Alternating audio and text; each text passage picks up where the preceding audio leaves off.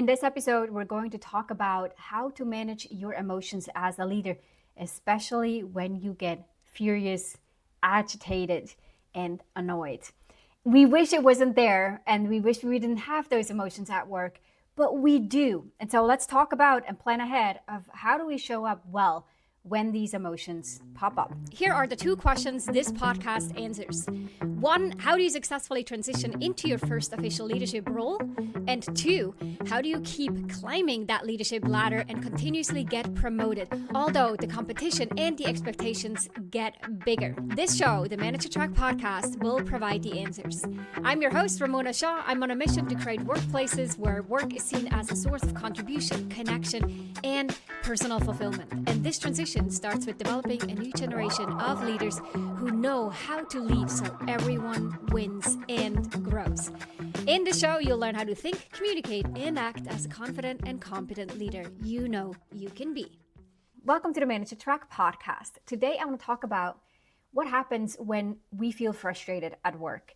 And it's not the most inspiring, positive topic, I totally understand. But yet, don't switch to a different episode because this is a topic that we really need to think about and prepare for. Because whether you are a very calm and composed or more of a heated person, frustrations do happen in the workplace. Some of us are more composed about it, at least externally, but we need to know how to manage these frustrations, both so that we don't blow up when we don't mean to or then regret later, but also that we don't bottle it up where they start to create resentment over time, or where we're actually not leveraging our emotions as signals well enough.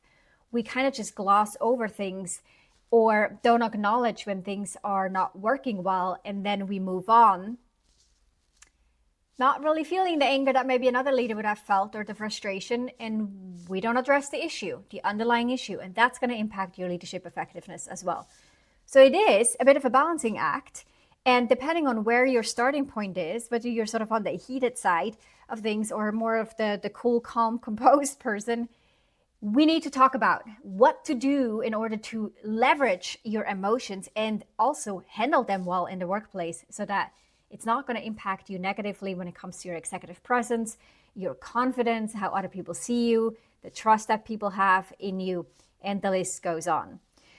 So to give a bit of an illustration, I'm going to start off with an example. Imagine, let's say it's Friday afternoon, 4 o'clock, and most of you have been there, myself included. You still have a few things to do before you wrap for the day and then head into the weekend. And suddenly you get an email from your boss saying like, hey, can you please take care of this? This needs to happen by the end of the day, which means you might have an hour or two to get that done. At the same time, you realize that one of your team members is still supposed to submit a report to you for your review. And so you ping them on Slack Teams or you walk over to their desk trying to find out what happened to the report and when you can review it so that you can manage your own time and still get out at a decent hour. But as you walk over there with your own to-dos, this new urgent task on the desk, knowing that this report is on your list too, that team member then tells you that they completely forgot about it. And again, just like with that email from your boss, you start to feel the heat rising in your chest, right? You feel like, okay, now I'm really frustrated. I've kind of had it for this week. I just want to get out of here. And you snap. And snapping could mean different things for different people. It could sound like, okay, how did that happen? What are you going to do about it? I need this. I needed this now. And then turn around and walk away. It could sound very differently for you. But we snap. We do something that was emotionally driven. Probably not the best way that we show up. After the fact, it's something that we look back and think, yeah, I could have said that nicer. I could have done that better. If this scenario sounds familiar, then this is why you're here. This is what this podcast is about. Now, before we go into this conversation further, let me be really clear about what we're talking about. We're not discussing the minor annoyances, like when someone, uses something in the fridge that wasn't theirs, or when someone, has a pen, and you don't see me on video possibly if you're listening to this, but like taps the taps the pen, makes annoying noises, has a way of talking, or is very verbose in meetings, or is the one where everyone is kind of like at the end of the meeting and someone says, any final questions?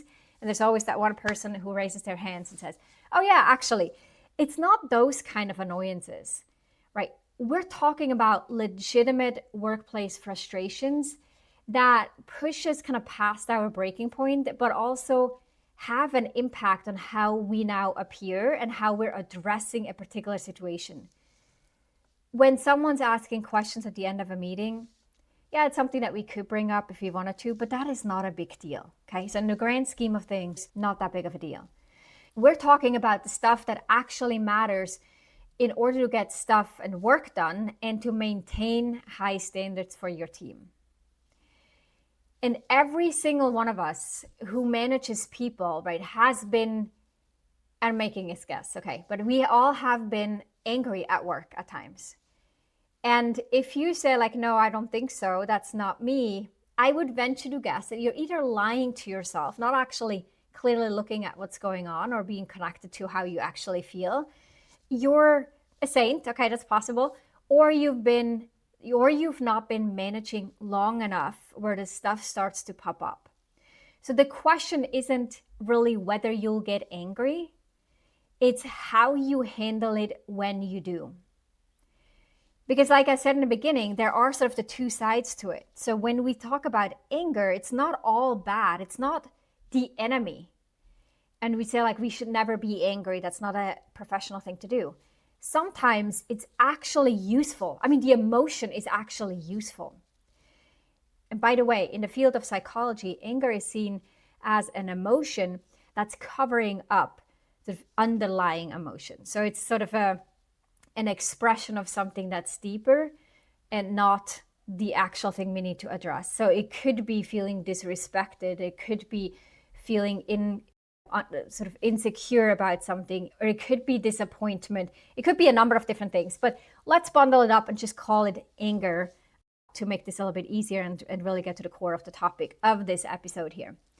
So again, going back to anger not being a bad thing by itself, but more often than not in the workplace, if we're not aware of the anger bubbling up, it can quickly turn into a destructive force that starts to make our team walk on eggshells and then kill productivity.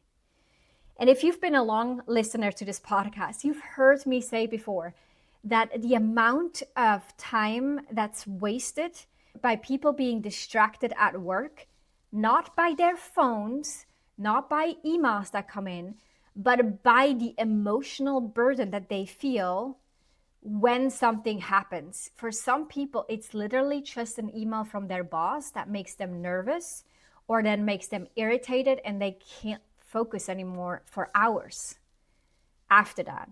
It could be a meeting that winds them up. They have to go out and take a break afterwards because they're so emotionally wound up by it. And when you're a leader who's creating these kind of emotional reactions in others, that's a problem. That's definitely not creating a high-performing team. It's creating a team that is emotionally distracted from the work because of walking on eggshells around you. That is why it kills productivity. So today we're going to talk about when anger helps, when it hurts, and what to do instead when you feel yourself getting heated and you want to let it out. That's not what we're going to do. Okay. So let's start with the mechanics, so to speak, of how this actually happens or how anger actually starts to build. Because understanding the pattern is the first step to really managing it, and this self-awareness is a crucial component in it. So in many cases, anger starts to build similar to how a pressure cooker builds sort of steam and pressure. So if you tolerate the steam building up, you let that go and you let it simmer, let's say, because of, let's say, the responsibilities that you have, unrealistic deadlines, competing priorities, behaviors of coworkers that you don't like, your boss wants results yesterday that take weeks to produce, your team needs guidance that you're not getting, HR is bugging you with things and trainings that you don't deem important. And you notice how you're torn into so many different directions when all you really want is to do something meaningful, to actually produce something that creates results and something that you find meaningful or that you enjoy doing. So in that situation where, let's say, all these different things come together, the steam starts to build in that pressure cooker. And then it can be something small that pops that vent. And that is the trigger pattern that then lets the steam come out.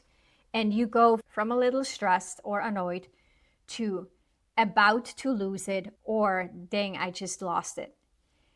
And sort of the big ingredients in that pressure cooker that I see that really bug leaders are repeated mistakes. Things that don't happen once, but they continue to happen.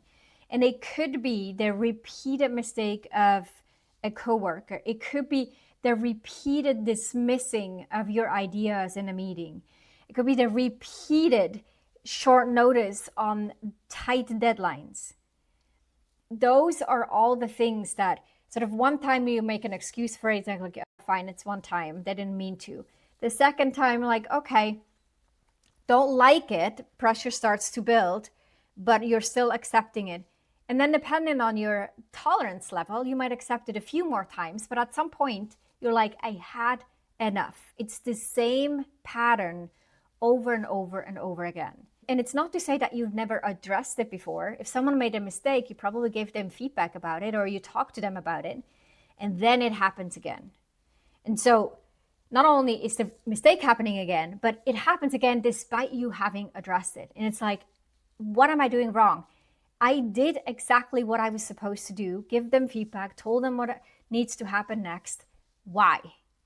Then it turns into this, I'm wasting my time, I feel disrespected, or I think I'm being disrespected. If they ignore your feedback, or they go around you to your boss, or they withhold information, and you don't know, is that because they don't respect you as a manager, they don't care enough, they don't really want to be here? What is it? And that underbelly of sort of the mistake or the behavior that starts to frustrate you and builds up the anger is usually not the, I'm using a lip balm here to say it. It's usually not the, someone put the lid on the wrong way and smushed the lip balm. Odd example, but it's the only thing I have handy right now. So that's not the issue. It's like someone deliberately trying to smush the lip balm. That is what we think is happening and what gets us so upset. And for some people, we aren't sure, right? We may think they're deliberately doing this. They're deliberately disrespecting me, or they're deliberately undermining me, or throwing me under the bus, or whatever it might be. For other people, it's like they don't get it. And now, even if logically I can sense that they don't mean to do something bad, but nevertheless, I still feel disrespected, undermined, not valued, not listened to or not heard, misunderstood. All of those things, it starts to feel personal. Let's say someone misses deadlines. We've all been in those situations, especially if there hasn't been any communication beforehand. So if you're sitting there at 5 p.m. waiting for something that was due at noon, only to find out that they're not going to make it because they have other more important things to do. So they think, and they didn't tell you at noon that they're not going to make it. They didn't tell you the day before that they're not going to make it. So the poor communication, again, seems like someone isn't valuing your time, and that can trigger anger. Another one would be people not responding to messages, right? Sort of the emails that never get returned. If you give vague updates, or you find out about problems from someone else, but the person who's responsible for it, there might be reporting into you. The list goes on and on. And in terms of like this, the progression of this, it starts with an annoyance, but you're keeping it professional. Then it moves into, over time, visible frustration, and maybe your tone gets a bit sharper. Some of you are going to keep this in and still show up pretty composed. And then it may turn into body language that changes or more pointed questions. And ultimately, it may lead to sort of raised voices, harsher words, or depending on personality, maybe even some colorful language. So that's the progression, right, that we go through. But before we move on from like what creates the pressure cooker to talk about what to do once that happens, I want to briefly talk about your personal stuff too. Personal factors play a huge role as well. So when you're stressed at home, you have challenges, conflict, or per other personal issues, or when you're not sleeping well. There's actually a lot of really interesting research around how sleep changes our perception. How when we're sleep deprived, we see facial expressions as more aggressive than when we're not sleep deprived. So people would assess sort of the aggressiveness that they detect in people's faces or the anger that they detect. And when we're sleep deprived, we consider other people to be more angry. And those factors are really important to consider. If you're often sleep deprived, if you have stuff going on in your personal life, know that that is adding to your pressure cooker. And understanding that it's not all your coworker, it's not all your boss who does something that angers you. It's a whole lot of different factors that have been building up or are building up. Let's now get to that place where this pressure cooker has built up and we're really starting to feel angry. There are the two sides, right? There's the one that helps, the one that hurts. Let's start with why or when it can help.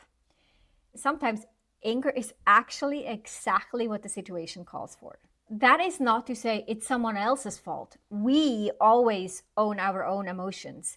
What makes me angry is not someone else. And this may just be like a mindset.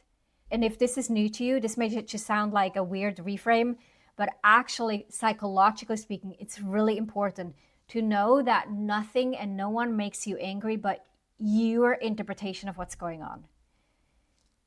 To keep this short and concise, because that's not what we're going to talk about here, but when you assign the reason for your anger to someone else, then now that is out of your control. That's not how we do well with managing emotions. So based on what is going on, I have an interpretation of those situations, circumstances, other people's behaviors. And based on my interpretation, I now get angry or happy or whatever it might be. So when anger is helpful is when I feel something and then I take a closer look as to what is it that drives me nuts here? And looking back and almost reverse engineering to say like, why am I getting so angry about this? What is so frustrating here? Because it is my way of interpreting what's going on that makes it so. And so when I own it, I can now look at what is happening. Is there something genuinely going wrong that needs to be immediately addressed? Is there something, a conversation that, man, I'm now realizing I should have had this conversation long ago so that it wouldn't escalate to this point? Is it that I genuinely feel that one of my values or my personality or my person is now being either threatened or diminished, and I don't like that feeling, and I interpret certain behaviors as disrespectful or whatnot, then I may see, okay, that is what gets me angry. I feel personally attacked. I feel personally disrespected. Not they disrespected me. In most cases, we don't know. In most cases, not all cases, but in most cases, when we feel disrespected, the other person has no idea that we were disrespectful. It is a bit like, you know how in certain cultures, they hand over business cards with like with both hands. They hold it with both hands and then they sort of almost like a slight bow and they give you the business card. That is the respectful way to do this. And if you grab it with one hand and then hand your business card back with one hand, this other person who just handed it to you so politely and culturally appropriately with the two hands may feel disrespected. Did you mean to disrespect them? Likely not. It is cultural unawareness or situational unawareness that happened, not the intention to disrespect. And so similarly, again, not in all cases, in many/most cases, People don't mean to disrespect you, but we interpret it this way. So own your power by really noticing what is happening for you. So if someone is treating you or others unfairly, if someone is unreasonable, if someone is cutting corners or throwing people under the bus, and then you get angry because you see it, you realize, like, I get angry because this is going against my values. It is not what I want to cultivate in this organization, on my team, not what I want to be part of. I don't like it. Now we get signals. And it is now the anger that often gives us the courage to do what is needed to do. So courage here is the key word, to address what's needed, not to blast out our anger being ineffective by doing so. No, the courage to take action to resolve the issue. That is now what we want to use it for. But if I don't feel angry about a situation, I might not have the courage to stand up. I might not have the courage to say something, to address it, to give the feedback, to set a boundary and say, like, no more. If you do this, I'm out of here. Or if you do this, we're going to end the call. This is now the courage that I've maybe never had before until I started to feel this angry. And that it is that incredibly helpful part of anger that we want to make sure we're leveraging. Because if you're on the spectrum of people who are fairly composed and patient and persevering and tolerant, and if those are words that resonate with you, or even one or two, then notice, when is it that you're tolerating things too long because you want to remain professional and not really show how you're doing, and hence you're letting it go. You don't have the courage to speak up. That is when the cool, calm, composed part is now be used as an excuse for not speaking up. It's like, oh my gosh, I'm getting angry, but I have to be professional. I have to put myself together and I have to just be tolerant and accept it and move on. Now, on the inside, you might feel the tension and the friction, but on the outside, you're all okay. Your team doesn't know what's going on the inside. They can't see how tense your abs just got because of it, or how short your breath is, or how hot your head feels because of the what's going on right now, or because of what's going on right now. They would only know that if you were to articulate it. So oftentimes with leaders, one of those problems is to not feel that anger, to not let it bubble up to the extent, to the degree at which this courage starts to kick in. And if you really look at that emotion, any of those negative emotions, the frustrations, the annoyance, the anger, the upset, the sadness, the disappointment, if we hold all those back, we're actually really limiting our effectiveness. As leaders, yes, we have a megaphone, and yes, our emotions impact other people. And what we do and what we say has a ripple effect. It's like a megaphone, right, that we're talking into, and our behaviors are sort of carried out in way more areas than if we're just an individual contributor, so to speak, or working without those people leadership responsibilities. But that does not mean that you can't use and leverage your emotions to take actions when things aren't going well, when stuff isn't sitting well. Okay, so that actually makes you a lot more effective. Another word or way to differentiate it here is there's losing control, which would mean that pressure cooker just popped open and steam is just going anywhere. It's uncontrolled. It just blows out, versus controlled intensity. So you're feeling the intensity go up, and you have the self-awareness to notice it, and then to control it and to leverage it in a useful way for you. So losing control versus control intensity. Two different things. Control intensity will help you make a point, will help you have the courage to do things you didn't do before, or have conversations you didn't have before. And it often also helps create urgency. It might inspire your team sort of to have a final push or to give it their best. It can also be to set boundaries that you didn't set before. But the way that it feels is as if you're still in the driver's seat It's not like you're in a roller coaster and it's just taking you places out of your control. No, you're still the one driving the car. So to simplify all of this, the question to ask is, am I using my anger or is the anger using me? Am I using the anger to be more effective, or is the anger using me as a way to let itself out? Right? Is the anger the steam and I'm like the lid that just popped? But the steam is really in charge. That is what makes the difference. Now that we've talked about how anger builds up, what are the different factors that contribute to anger, and then how to use it well. Now, let's talk a little bit more about what happens when anger starts to be destructive. So like we just said, if anger is using you, we know that turns into destructive behaviors. But to take this a step further, what really the cost is of all of this, the price that you pay when you don't manage your anger well, is the fear factor. When you regularly lose your cool with your team, you create what is often referred to as psychologically unsafe environment. And it is going back to the walking on eggshells, right? It's the never knowing what sets you off, never knowing when that next explosion is, always checking in what your mood is, people even chatting behind your back, what's their mood today? And then determining whether to bring something up or not based on how you seem to be doing, because they know if you're not in a good mood, anything could tick you off and that vent could come off, and then they're on the receiving end of it, totally unjustified.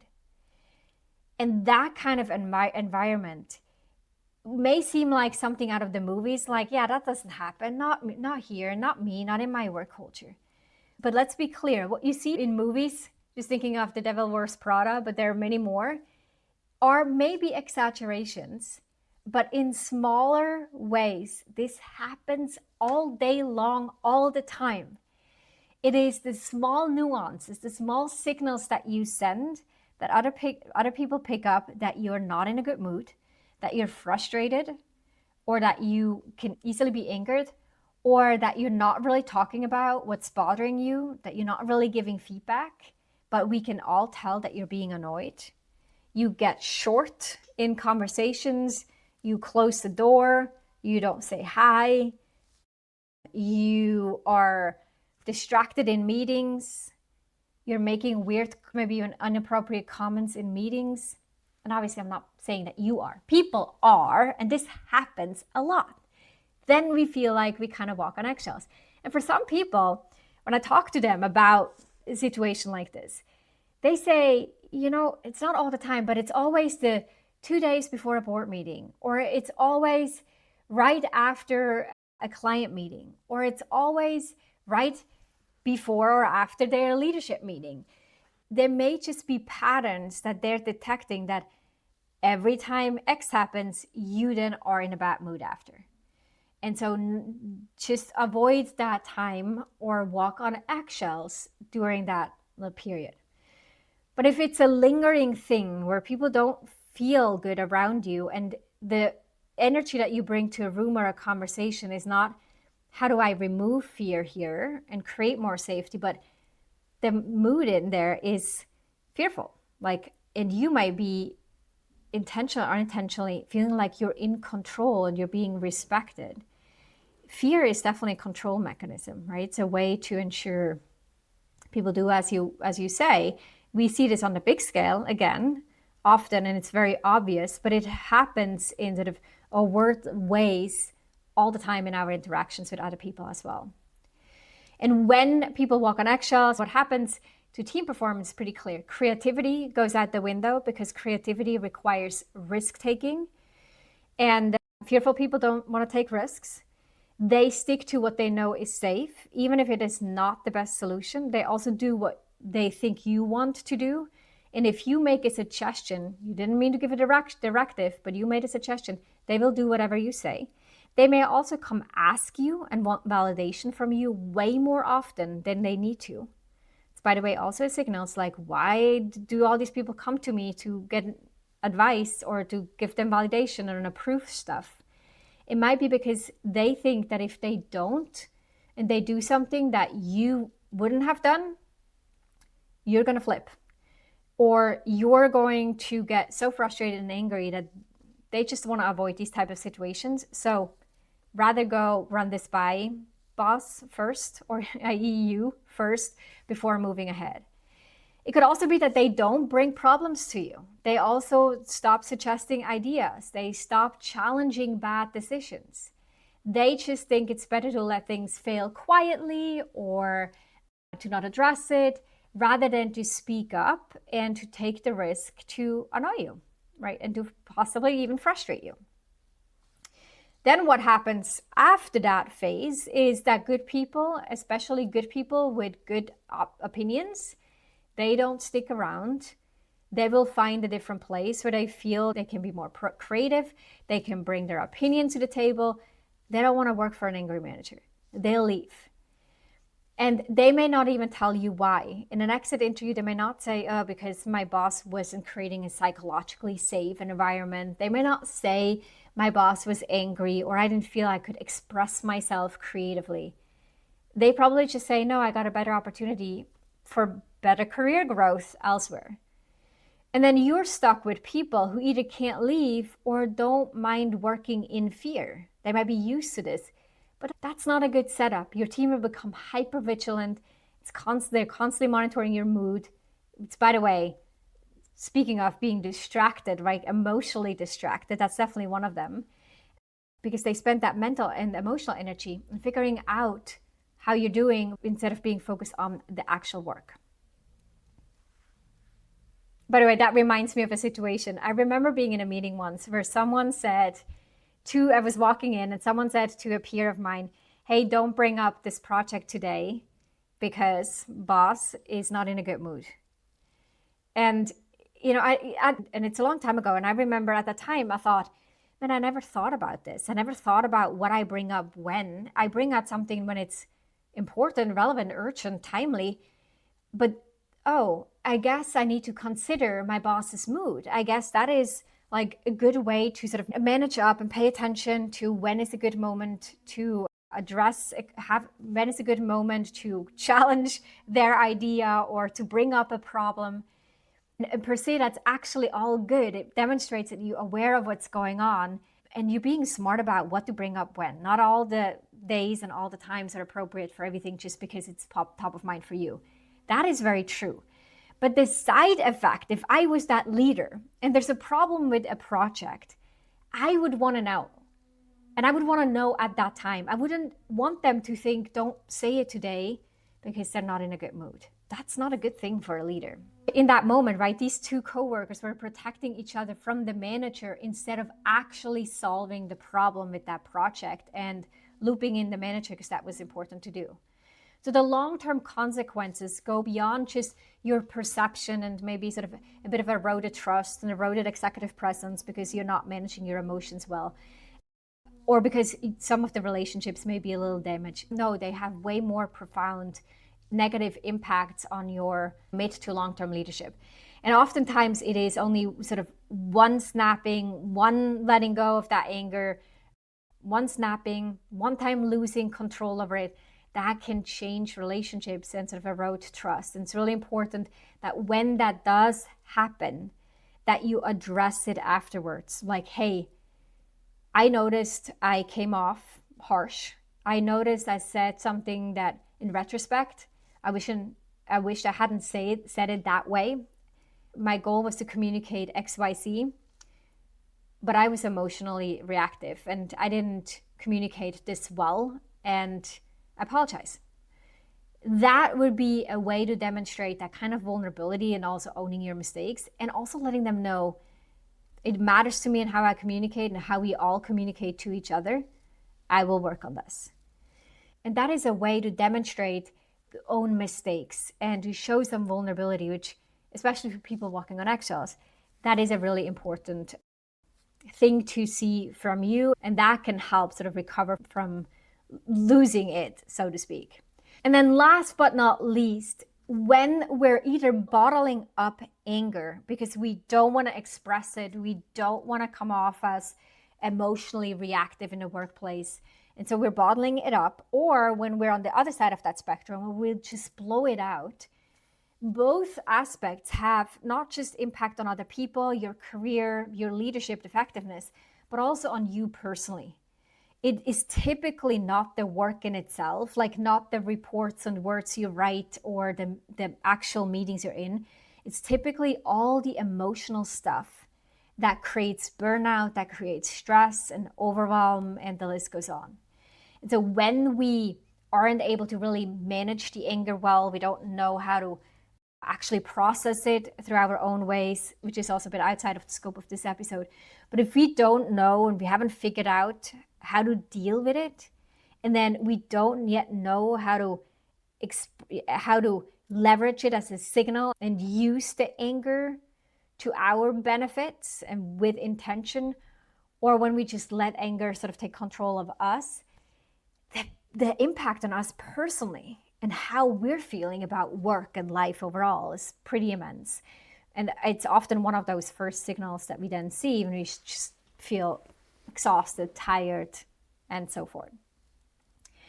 So now before we wrap up, a few practical tips or suggestions of what to do when you notice you're starting to feel angry in a meeting or in a conversation. The first one is it's totally okay to ask for a pause or a break. Even in the middle of a conversation. Hey, this topic is really important for us to talk about. And I'm also noticing I need a moment to like compose myself, process, think about what you just said or what we just discussed. Can I get back to you? That is totally okay to do. That actually means you have self-awareness and the ability to cope with what's going on. So asking for a pause. If you're in the middle of a meeting and you'll notice even as you're talking that you're starting to get frustrated, it is even then okay to say, actually, before I continue, let me just take a quick beat. Can we talk about something else first and then get back to that? Or even in the midst of a meeting, a team meeting, and you notice like, oh, I'm getting heated. It's okay for you to walk away and say, I'll be right back. Give me 2 minutes. You remove yourself. If you're on a virtual call, right? You get up, you get some fresh air, then you get back on and you turn your camera back on. Or if you're in a physical situation, right? Walk out to the bathroom, come back in.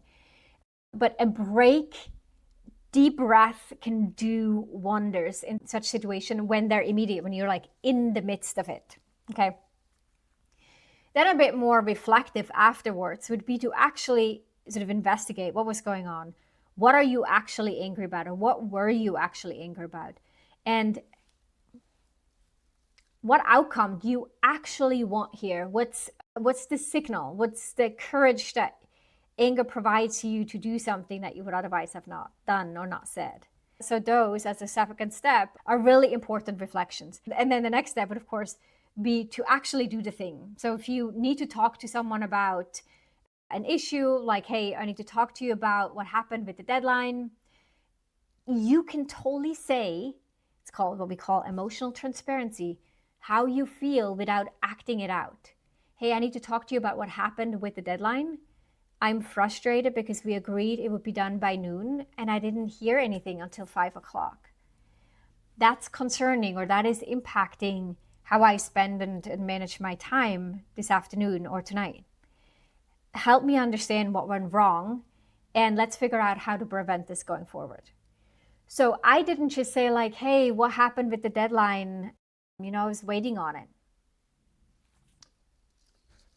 Also true, but then the other person, especially if I have someone who's like calm and composed, the other person doesn't maybe know how you're actually feeling about it. They may just think, hey, yeah, okay, wasn't there, but no big deal. They go home and they're having a fabulous weekend.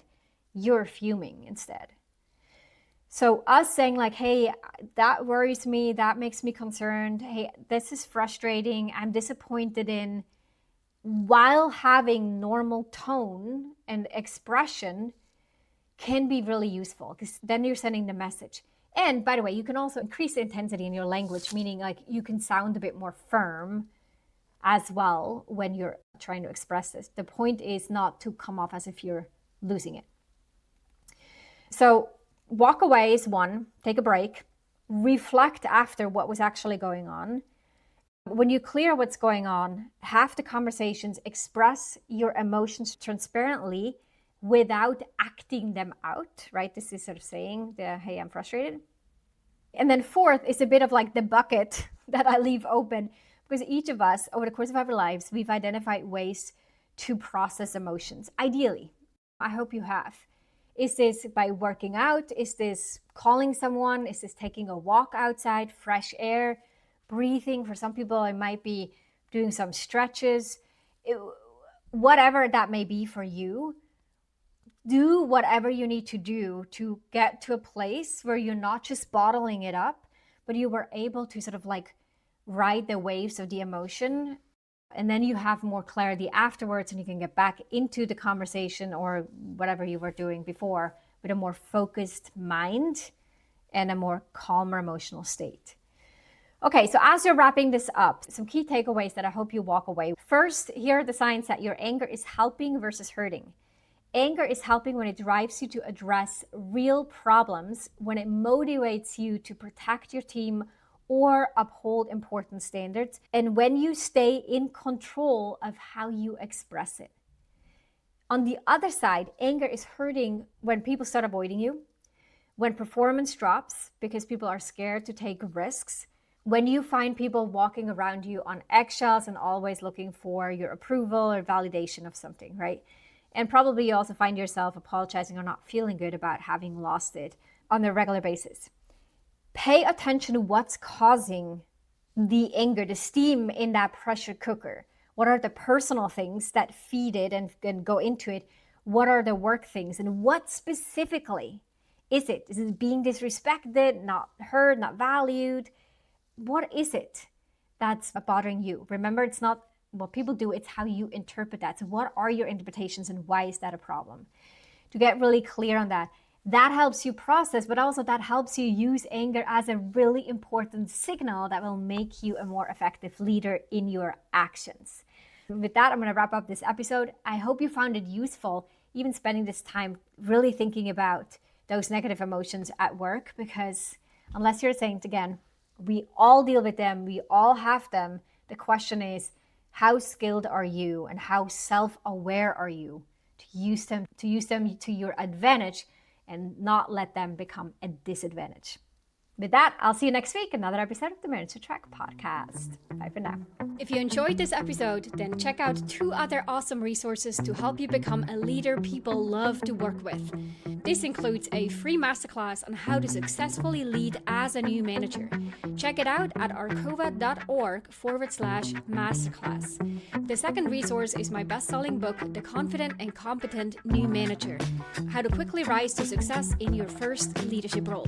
Check it out at arkova.org/books, or head on over to Amazon and grab your copy there. You can find all those links in the show notes down below.